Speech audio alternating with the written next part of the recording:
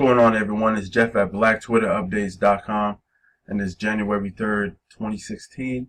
And folks, we have a crazy situation out in Oregon today with a group of white men who overtook a federal wildlife refuge building in Malheur, Oregon, because of two ranchers being sent to prison this coming Monday.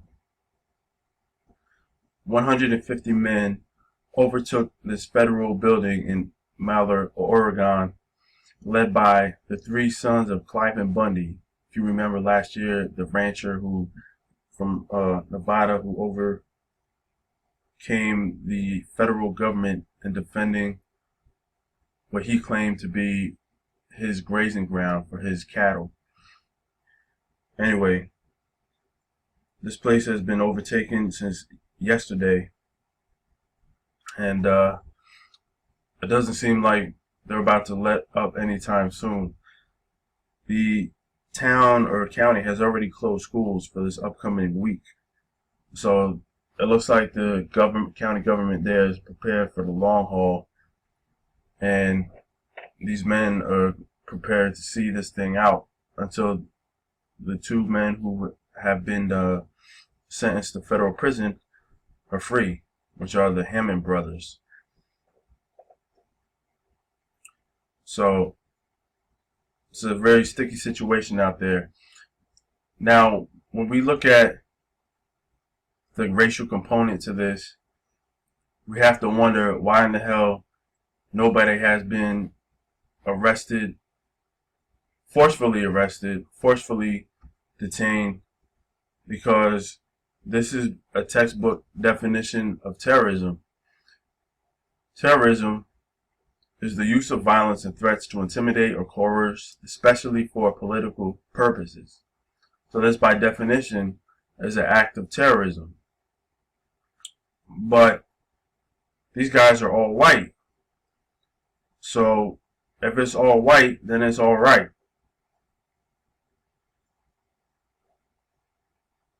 We have to imagine if 150 black men, 150 brown men, 150 red men, quote unquote, overtook this place, what kind of response there would have been from the federal and local governments here. And we know for damn sure that it would not be kowtowing to demands. There would be fire and brimstone coming at them.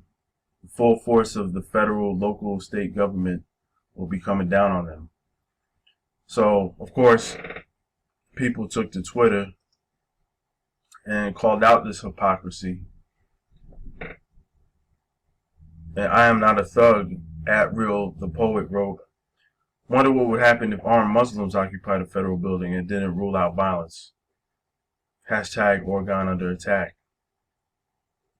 Tariq Nasheed wrote, "In the system of white supremacy, armed white militias are allowed to take over Fed buildings while the media stays quiet." Valid point, because we have not heard not one single thing from the mainstream media about this. The situation in Oregon is so serious that the town is going to close these schools on Monday, yet no mainstream media coverage. Hashtag Oregon under attack. Audrey Browning wrote, "This is pathetic journalism. Shame on you, ABC. Armed white men are not peaceful protesters." And Roland Martin wrote, "Did I miss the call for the National Guard in Oregon? I recall them in Ferguson and Baltimore. Hashtag Oregon under attack."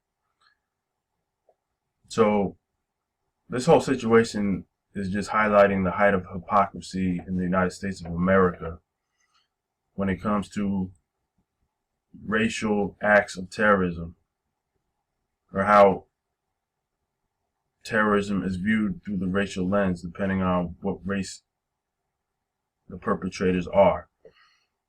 And we're going to keep watching this closely, and I hope you keep watching this closely and look for, all kinds of telltale signs of racism or systematic racism racism in the media, so on and so forth. And just keep your eyes open. This is Jeff signing off. Until next time, later.